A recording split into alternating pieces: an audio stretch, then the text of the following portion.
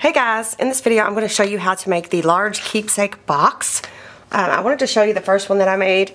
I made this for my son for Easter, and that's where I came up with the idea of doing the templates for these, because I made a couple different sizes for a couple different people.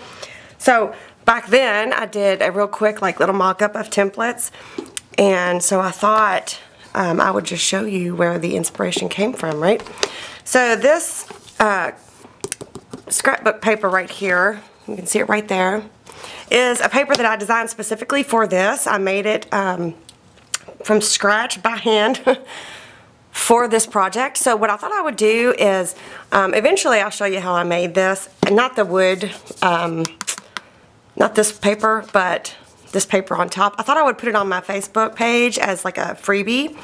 So I'll put a link to that below in case you want to, make one of your own card boxes. I'd made myself a card box a long time ago because we like to play cards, and we had, all kinds of different decks like Skippo and Uno and just different kinds of regular decks and stuff. So I had made myself one a really long time ago, and it got tore up. So maybe I'll make one for you guys on camera, and because I stole this back from my son for a minute. So and then I made a few quick little mock-ups a long time ago before, because I kind of got sidetracked. I went and did the paper dream next instead of this one. This one took me longer than I wanted because I wanted it out before now, but anywho, so this was one of the quick mock-ups that I made, and I wanted to show you that the three sizes stack inside of each other. So this is the small, this is the medium, and this is the large. Oh, and then one more, I got one more mock-up, and that's this one. This one I just did recently when I was making sure that my templates were working. It's really cute, and I've got the matching album, and here's the album that goes inside of it. So we'll get to the album after we finish making the keepsake box. So there's the inside, and the album goes right in there like that. Okay, so anywho's. Okay, so in order to make the large keepsake box, you're going to need page number 1. You're going to need page number 2. You're going to need page number 3. And you're going to need to print off, I'm going to be using this natural color chipboard, so I'm going to use the brown, the craft color cardstock from Recollections is what I'm going to use. I'll link everything that I use in the description box below in case you have trouble finding the stuff or just want an easy place to find it. So you're going to need one full sheet of this that I printed off onto the craft cardstock. So that's all you're going to need to make the actual box itself, and some adhesive like double-sided tape. Okay, you're going to need 2 pieces of chipboard or recycling material. What I would actually suggest you do first is make a kind of like a prototype or a mock-up with just paper first, or just use like cardstock just to get the hang of how the whole thing goes together. So that would be my first suggestion. But anyway, so you'll need 2 materials of your choice, and I'm going to be using chipboard, and I'll link this in the description box below as well. But you can use recycled stuff. You can put cereal boxes together and make it thicker, so it'll be stronger. You can do whatever you need to do, okay? So, but I'm going to use this chipboard, and then I've got my Score Pal score mat under here. But I wanted to show you, this is so easy. I mean, it's just so easy. The first thing we're going to do is we're just going to lay this template out. I printed my templates on the blue background sheet that I provided with you in the guide that I provided with you, for you, just in case you wanted to keep your templates separated a little bit easier. And I'm just going to line the 2 edges up, and then I'm going to trace it out just like this.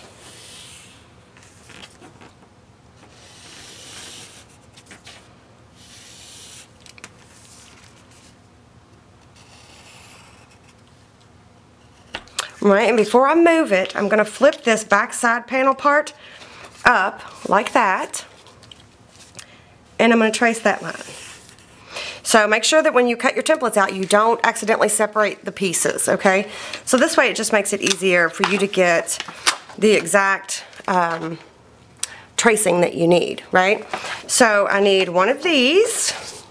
So I think I'm going to go ahead and trace one of these on here. Maybe I can do it down here. Oh, look at there. I'll put it down here. So same thing. You just want to line it up on the edge there. This is so easy. If you've got a last minute person you need to make a gift for, or well, a gift for anybody really, it doesn't have to be last minute. It's coming up close on Christmas here, so that's why I have, you know, gifts on the mind. But I haven't done very much Christmas shopping. I'm kind of falling behind here. So same thing, trace all the way around, and then flip these two tabs up, and then trace those edges. Whoa. So you're going to need to do that twice with this piece. So then the second piece is page number 2, same thing. You want to lay it down like that. Trace it all the way out, and then flip that part up and trace this out. So when you're making these templates, you want to make sure that you score that really nicely and make sure that you fold it the right way so that when you go to use it, see there's no tape on here, so it's only getting stuck by this one part. So you can just flip it up easily and trace around it. So I also wanted to mention too, since I'm not sure how quick I'm going to get through these videos, is that the medium box is also built the same way. The small one's a little bit different, but it's the same concept. So, so then I need one more of these. So I'm going to go ahead and trace this out, and I'll be right back. Okay, so I've got all the pieces traced out, and keep these scraps that you cut off because you know you can use them for your medium-sized album as well. So, album. I keep saying album. Your medium-sized keepsake box. So what I'm going to do is I've got my cutting mat underneath here, and I've got a Tim Holtz ruler. You can use a regular craft knife for this, but it depends on how sharp your blade is. Mine is not very sharp, so I'm going to use a box cutter type heavy-duty one. I just feel like it goes through. This is medium weight chipboard. What else do I need to tell you about it? I don't know. It's a medium weight chipboard, so it's a little bit thicker. So all I'm going to do here is I'm going to, the metal edge is what I'm going to butt up against here. So I'm going to trim out all the way around this edge, or all the way around the outside of this. This is the, well, this is the base of the box and the front panel of the box. So now I'm going to flip it around and trim this one.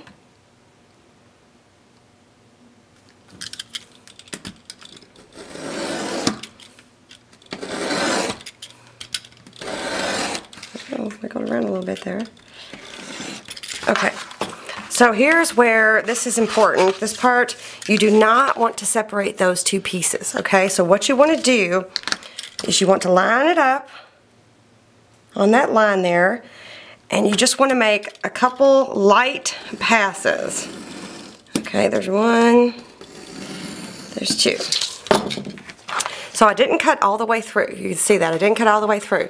But what you ended up doing is you're cutting enough of that chipboard for it to bend. And it's, I know it's hard to believe, but it is extremely sturdy. Of course, you know, it's not like a wooden box. You're not going to be able to, like, toss it around, or, you know, it's still going to be a handmade item, but, so you want to do that. So anytime you see, like, for example, on this part, this is one of the side panels. You don't want to cut these off. You just want to go through a couple swipes so that they bend, okay? So let me just show you that real quick. I'll do it with this one. So I'm going to trim around all the way around the edges.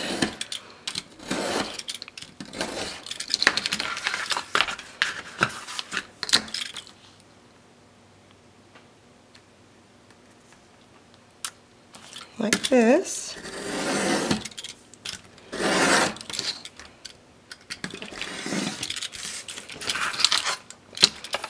Move that piece out of the way. And then I think I'm going to go ahead and cut Where's my scissors? These are Tim Holtz heavy duty tonic scissors. They're the long ones. I have the short ones too, but when I'm cutting something like this, I tend to grab these long ones. These are really meant for fabric, I think, but they're just like the short ones. So I'm going to notch those corners off. And you don't have to be super precise. You could go past your line, you could go over your line, you don't even have to cut them off at all. It just won't be as clean looking. Your finished product won't. And sorry I sound so weird. My allergies, the weather has just been crazy and I just can't seem to kick my allergies. Okay, so then again, you want to line it up on that line and do a couple light passes. That's all you need.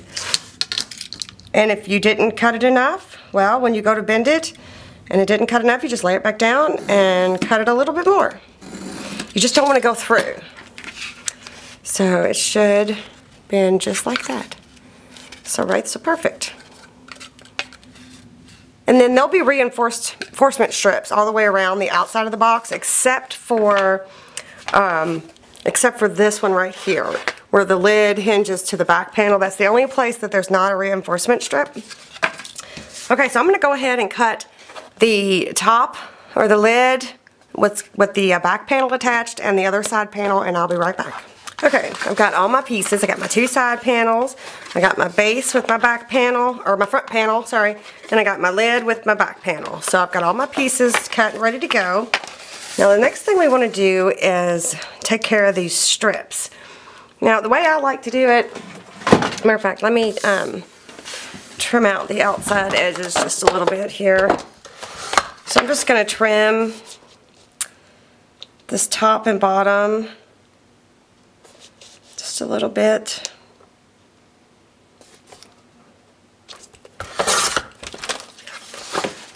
Just like this.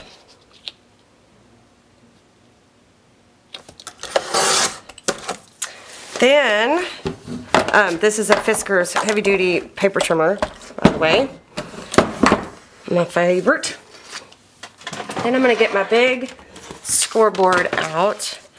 And what I'm going to do is go ahead and score all of these lines really quick. Doesn't look like I didn't look like, when I made these templates, it doesn't look like I put them on the paper very straight. So you just want to score all the way down. You're not going to see these distress lines. They're just for your guide. I'll keep shifting it. So you're not going to see them. They're going to be on the inside, like they're going to be hidden, I guess, what I'm trying to say. The lines are. Alright, so now what I'm going to do is I'm going to get my paper trimmer back out, and I'm going to go ahead and trim these out. You don't have to score them first. You can cut them apart and then score them. It doesn't matter. You don't even have to use them. You can use your own if you want. You can make your own as you go if you feel like it. So, see, I didn't cut that very well. But it's still okay. It's fine. It's not that big a deal. You know how I am.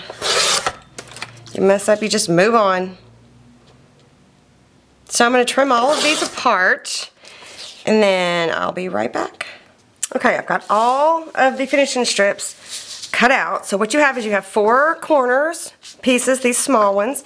You have 4 side strips, and then you have these 3 large or longer strips. One of these longer strips you're going to need to help assemble the box, and these 2 are going to be finishing strips.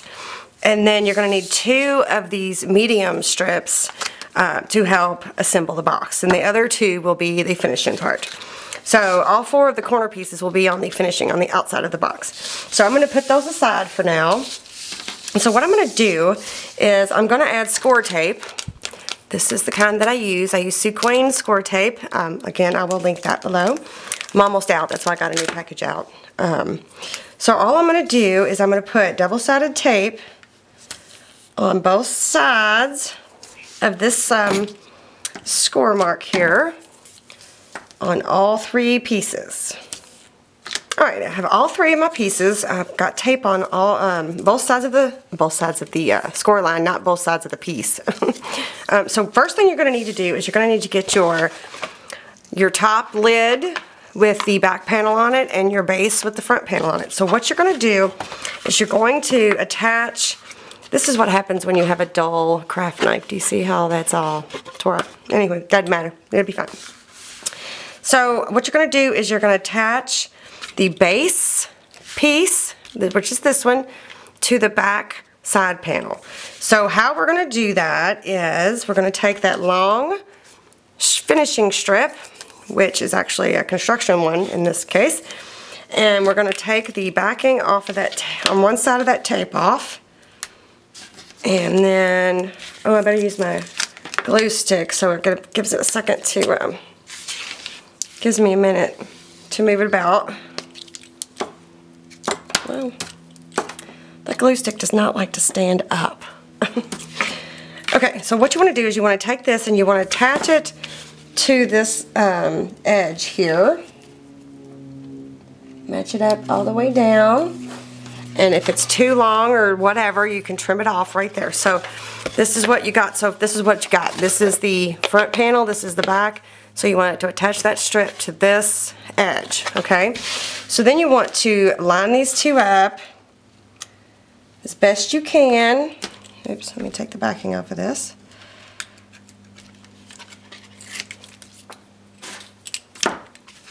Scooch them up right there, nice, right next to each other. Line them up as best as you can. Like that. And then just flip that over. So now you've attached the top lid and the back panel to the base and the front panel, okay? So you have like a square tube now, right? That's easy, right?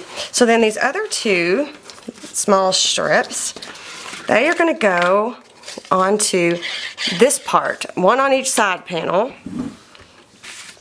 So I'm going to go ahead and take the backing off of one side.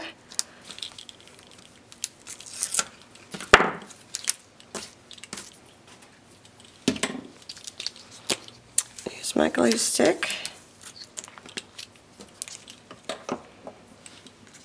And it doesn't matter if you do top or bottom, it really does not matter. You just want to take a minute and make sure you got it on there straight.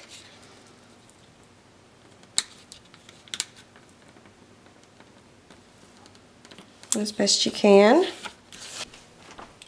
Alright, so then what you want to do is you want to attach it to the base, the bottom base, one on each side. So what we're going to do is we're going to carefully line these 2 folds up.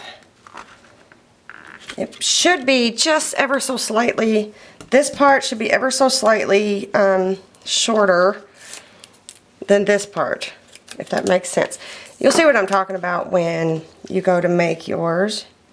But just do the best you can. I mean, this is so easy. It's really, really easy. Okay, so now we've got a side panel that's going to go in like this. Okay, right? So now we got one of the sides. So I'm going to do the same thing to this side. Okay, so now we've got that. So everything is attached except for these little side flaps that are going to attach to the front and back panel. Okay, so the next thing you want to do, let me get one of my prototypes here. This one, it didn't matter because I used black chipboard. So, you know, if you're using something like black, this part is not going to matter. But, for example, like this one, it's the same chipboard, but do you see how it's a different color, right? So it's like that inside and out. So what I do is I'm going to get me a protective surface here. And the reason I do this now, if you can do it once you assemble it together, you're just going to have to use like a paintbrush. You can use gesso, you can use black paint, you can use any paint really. You can do whatever you want, but for this project, I'm going to be using Distress Stain, which is in Vintage Photo. Now, I will tell you, if you don't have Distress Stain, what you can do is take your ink pad, your Distress ink pad, smush it onto a slick surface, not a non-porous surface, add water to it, and then you can take a paintbrush and do this exact same thing. It takes a little longer, but again, this is a well worthwhile step. Okay, so you just want to take the sponge applicator, and all you want to do is go around all of the edges. I mean, you might as well just hit them all, whether you think they're going to be seen or not. It takes no time, because the mats for the box, they don't go edge to edge. There's like a an 1/8 of an inch or so edge. So, you know, you may want to consider that when whatever you're picking out. The paper line that I'm using, it's that I'm going to use for this box is Sweet Peppermint by Prima, and it's kind of got this vintagey cool look. I don't know. It's interesting. It's different. So I thought this would look really good with it. So you want to go around, do all the edges. You don't have to cover the whole entire chipboard, obviously, because that's going to be covered. But then you want to do it on both sides. So you want to do this side, you want to flip it over and do it on this side. But you also want to get the actual edges, because those aren't going to be covered either. So I'm going to go ahead and finish doing this, and you also want to get this crease right here. The other ones will be covered up, but this one won't. So you want to get a good amount in there. Okay, so I took a heat gun to it and dried it both sides. You know, technically I was sitting there thinking while I was drying, there's going to be finishing strips on the outside here, so you technically didn't have to put the stain on these edges, but I figure, you know, better safe than sorry. You never know what's going to show, I guess, is what I'm trying to say. So let me move this out of the way.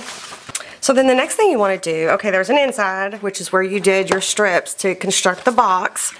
So then you want to flip it over to the outside, okay? So now you want to take some more score tape or double-sided, heavy-duty something. And if all you have is liquid glue, that's fine too. Just make sure that when you put it together that you use clips to hold it so that it doesn't come apart. So you want to add tape to these two little flippy-flappy thingies and these two little flippy-flappy thingies, okay? So you want to make sure that you go along. Whoops. Dang it. It wasn't close enough to the edge. Let me take that backing off there. You don't have to get too terribly close, whoa, or too precise, but you want to run a strip along that cut edge right there. And you want to run a strip here.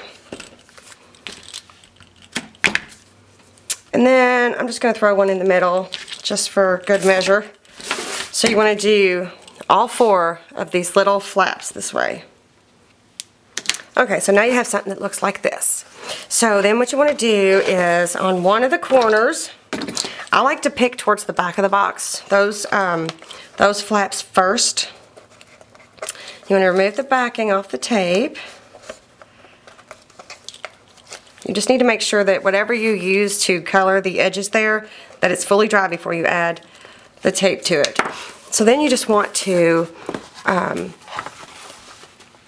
fold it in and then line it up.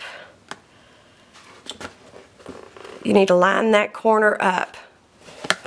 Whoops. I'm trying not to press it down just in case I don't have it right, because it's a little hard to maneuver this under a camera here. Okay? So you line that edge up and then press. And it should be pretty good. It should look really, really nice and clean. Now there'll be a finishing strip so you won't see that. So you just want to make sure that you line the edges up pretty good. Alright, so then I'm going to do this back side over here. Like I said, if you make a little mock-up with paper or cardstock first, this will be so easy. You'll be like, oh, okay. I understand. I get it. And that way, if you mess something up, you're not wasting, you know, your nice chipboard or whatever material that you choose to use. You just can't go real thick, though. That's the only thing I can warn you about is You can't go really thick. Like, you can't really use corrugated cardboard. I don't think. I've never tried it. I guess you could. Alright, see, I'm lining that corner up, that edge up. Whoops.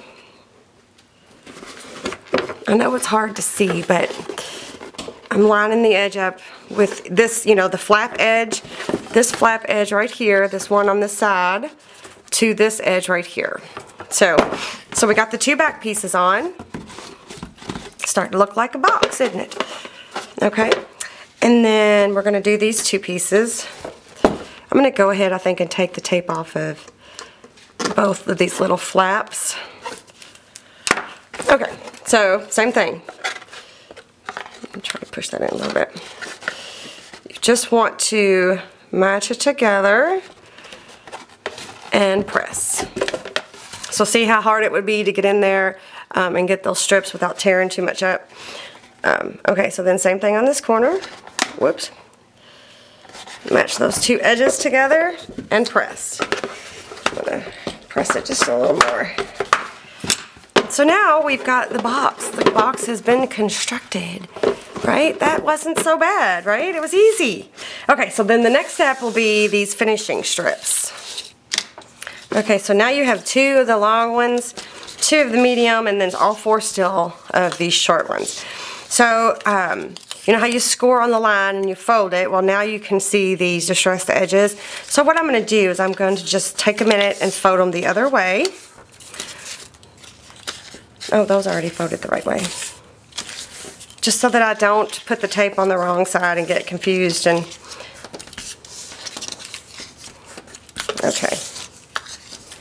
And so now what I'm going to do is I'm going to take my score tape and I am going to, on the side where the distressed edges are, I am going to add the double-sided tape, a piece on each side of that score mark. Don't go too close to that score line, so that when I add it, this is what you see on the outside. It's just like a clean strip. So I'm going to do that. I'm going to put tape on all of these and I'll be right back. Okay, I've got tape on all the strips here. So what I'm going to do is I'm going to flip it upside down.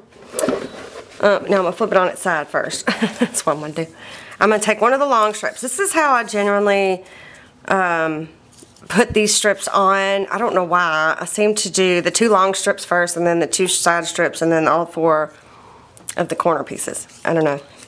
And whatever, right? This is just how I do it. So you do it however you want to do it. So I'm going to take the backing off of one part of this strip and put a little glue stick. And it may have been a good idea to measure it before I put the tape on, just to be sure. I ran across an issue the other day. I was printing from my PDF and I wasn't paying attention to my settings. And it printed smaller at a 97% for some odd random reason. So now every time I go to print something, I make sure that it says actual size or 100%. Because that was, you know, I was like, what is going on? Why are they printing so small? And I know you guys have had that problem. So you may want to check your settings when you go to print. So how am I going to do this? So then I'm going to take the part that has the tape on it, the backing, and I'm kind of want to lay that on the bottom side of the box here. And I'm just going to be careful, get it on there, and then I'm going to press it into that back panel there. So now what I've got is it's attached to this back panel, but it's still loose here. So then I'm going to take this backing off and press it down, just like that. So now I've got a nice, clean, crisp edge right there. So then I'm going to have to go back with my distress stain and color that as well. Okay, so there's the back. Then I'm going to flip it around and I'm going to do this front panel long piece right here. Take the backing off. Wow. And then a little glue stick. And I'm going to take the part that still has the backing on it and press it against the bottom there. Get it on there just right. Press the top down. Flip it. Take the backing off and press it down. So now front and back. So then the side panels are the same. You just want to take one side off. You don't even have to do the glue stick if you don't want. Once you get confident and you're moving right along, but the minute I don't do it, you watch. The minute I don't do it, it's going to mess up, but that's okay. Press that down.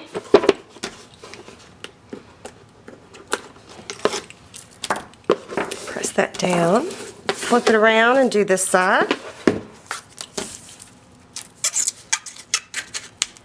Oops.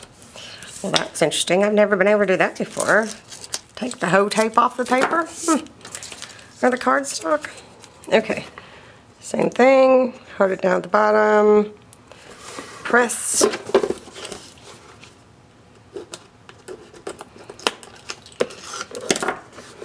Just like that. So then the last thing you want to do is you want to take these corner strips, and they're going to be attached right there. There's going to be like the finishing edge of all the 3 edges, okay? So same thing. You just want to take the backing off of one side. And actually I'm going to do it the other way. I'm going to hold it on the top and then press it down to the side. Take this backing off. There we go.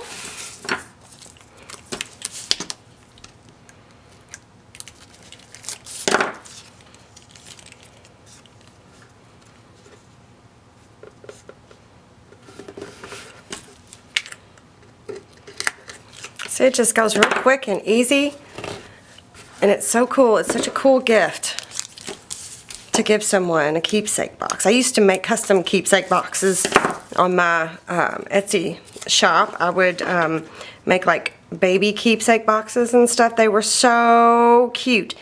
Maybe I'll make one of those as well, using this printable, which, by the way, the printable, I'll link that in the description box below as well. It's available in my Etsy shop, and it's available just the large size with the box and mini album, and it's available with just the medium size, and it's available with the small size, and then it's available as a bundle of all 3 sizes. So go check that out. I'll probably just list my shop. I might list the, what's it called? The section that it's in, that they're all in. That would probably be the best thing to do. Okay, so now that's all constructed. So then, what you want to do is take your, whatever you used, I used Distress Stain, and you just want to go all around all the edges, and everything just blends right in. Oops, let me get my paper back. I don't want to get it all over my surface there.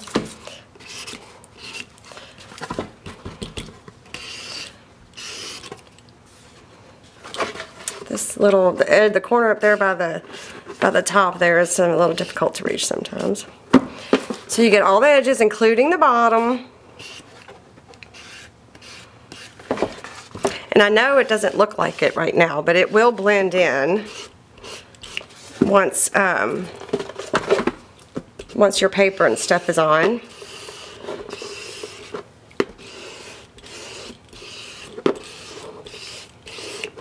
Okay, so let me show you on this brown one here. So you can't even tell that there's strips there. You know, you can't even, I mean, you can if you really get up close and personal and look, but it just blends right on in, and it looks fantastic. You can't see it on the bottom. So anyway, it looks good. It's a nice finishing touch. So I'm going to draw this up, and I'll be right back. Okay, so the next step for the keepsake box is to go ahead and cut or print the mats for the entire inside and outside of the box.